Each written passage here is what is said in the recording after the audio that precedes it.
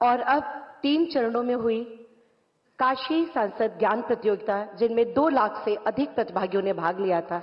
5 आयु वर्ग में ये प्रतियोगिता थी। उसके विजयी टीमों को इस वक्त आप मंच पर देख रहे हैं ये जो सांस्कृतिक संस्कृत प्रतियोगिता हुई थी उसमें अब पुरस्कार वितरण का वक्त आ गया है और रिजल्ट भी अनाउंस किए जाएंगे। लेकिन असल रिजल्ट जिस पर पूरे देश की निगाहें टिकी हुई हैं वो तो किस तरीके से ये सरकार परफॉर्म करती है, किस तरीके से 80 में 80 जीत का जो दावा मुख्यमंत्री योगी आदित्यनाथ करते हैं, प्रधानमंत्री नरेंद्र मोदी करते हैं, वो ये पार्टी हासिल कर पाती है।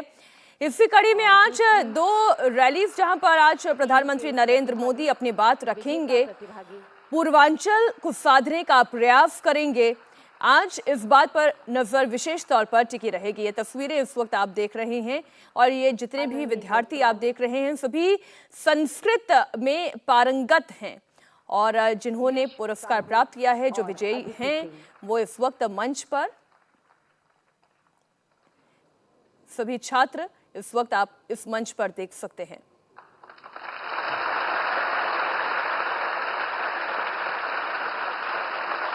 ये 8th और 7th क्लास के बच्चे। इनके बाद दिव्यांशु, सांकृत, सानिध्य और श्रीकृति मिश्रा।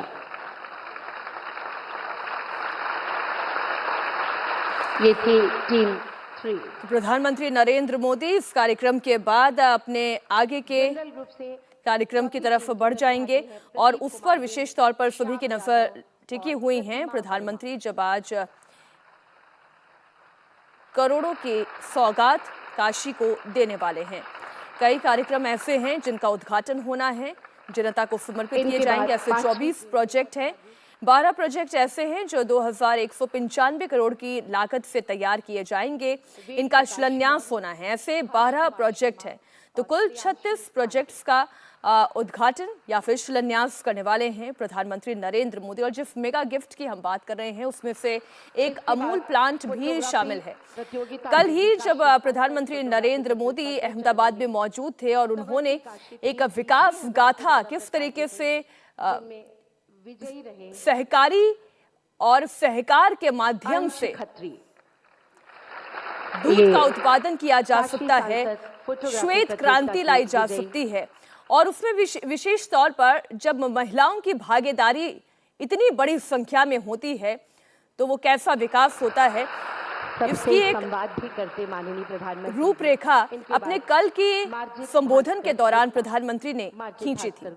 और अब आज जब उसी श्वेत क्रांति को एक कदम और आगे बढ़ाने की बात है तो अमूल का एक बड़ा प्लांट बनास डेयरी का उद्घाटन आज प्रधानमंत्री करने जा रहे हैं। जब बार बार सरकार से पूछा जाता है कि इस सरकार ने रोजगार के लिए क्या किया, महंगाई चरम पर है, बेरोजगारी बढ़ती जा रही है, तो आम लोगों के लिए सरकार ने क्या किया, तो सरकार बार बार अपना बचाव करते हुए कहती है कि हम न सिर्फ ऐसी योजनाएं लेकर आते हैं जिससे युवाओं को डायरेक्ट कनेक्ट किया जा सकता है, महिलाओं को डायरेक्ट कनेक्ट किया जा सकता है, और बनास डेयरी भी इसी कड़ी में आप जोड़कर देखें जो सीधा सीधा 1 लाख लोगों को रोजगार देगी। इनके बाद तैयार प्रधानमंत्री नरेंद्र मोदी का एक और मिशन, खेलेगा इंडिया तो खिलेगा इंडिया।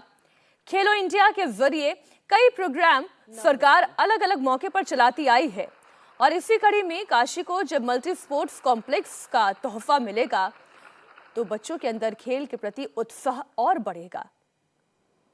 कोशिश इस सरकार की यही है कि ज्यादा से ज्यादा खिलाड़ी ओलंपिक मेडलिस्ट बन सके, एशियन गेम्स मेडलिस्ट बन सके और इनके बाद इसलिए स्पोर्ट्स कॉम्प्लेक्स का भी आज उद्घाटन किया जाएगा।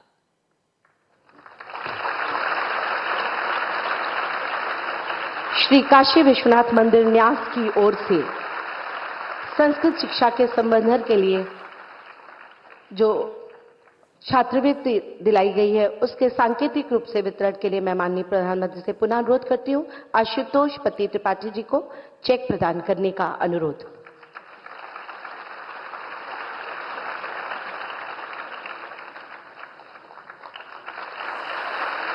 आपको जानकारी दे दें, अमूल डेयरी का उद्घाटन करने के बाद, बनास डेयरी का उद्घाटन करने के बाद और प्रधानमंत्री भेल परिसर भी पहुंचेंगे, जहां भेल के advance research and manufacturing plant की प्रदर्शनी देखने के बाद वो एक खुली जीप में सवार होने वाले हैं।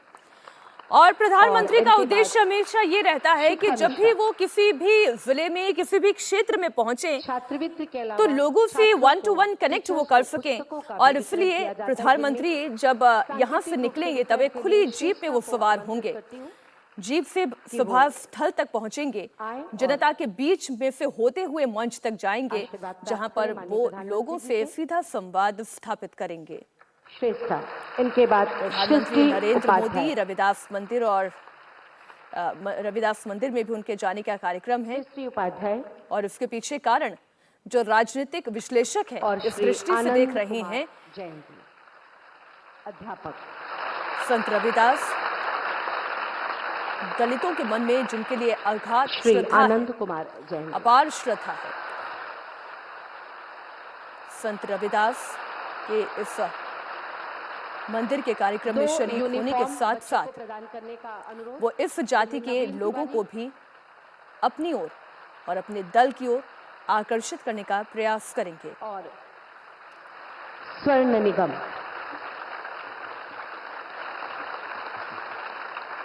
इसी के साथ सांगीतिक वाद्यों का एक सेट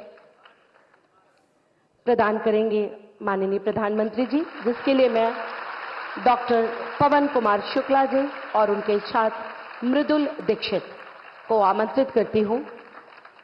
आशीर्वाद स्वरूप माननीय प्रधानमंत्री जी के कर कमलों से वाद्य यंत्रों का ये सेट, जिसमें हारमोनियम, ढोलक, एक जोड़ी तबला और खंजड़ी।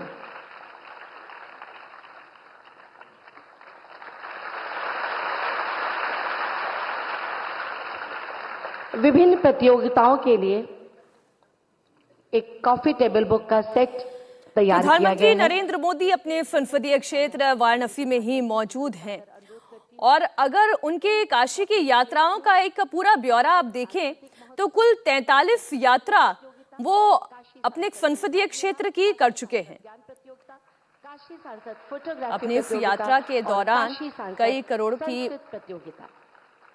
डेवलपमेंटल प्रोजेक्ट्स का न सिर्फ उद्घाटन और शिलान्यास करने जा रहे हैं, कई सार्वजनिक बैठकों में वो हिस्सा लेने जा रहे हैं।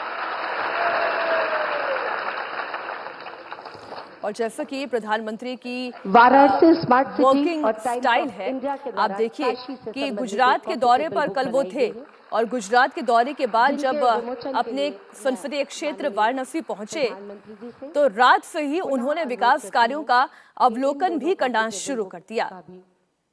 प्रधानमंत्री कल आधी रात को शिवपुर, फुलवारिया, लहरतारा रूट का निरीक्षण तक करने के लिए पहुंचे और इस दौरान उनके साथ उत्तर प्रदेश के मुख्यमंत्री योगी आदित्यनाथ भी मौजूद थे।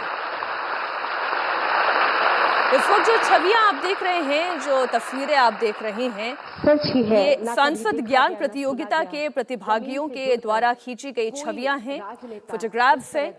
और बहुत जोरदार तालियों के अभिवादन इसी कार्यक्रम में शामिल होते हुए जितने विजेता हैं उनका उत्साहवर्धन करते हुए, उन्हें पुरस्कृत करते हुए मंच से आप ये कार्यक्रम देख रहे हैं। भारत माता की। अब से थोड़ी देर में संत गुरु रविदास की जन्मस्थली पर पूजा और दर्शन करने का उनका अगला कार्यक्रम है।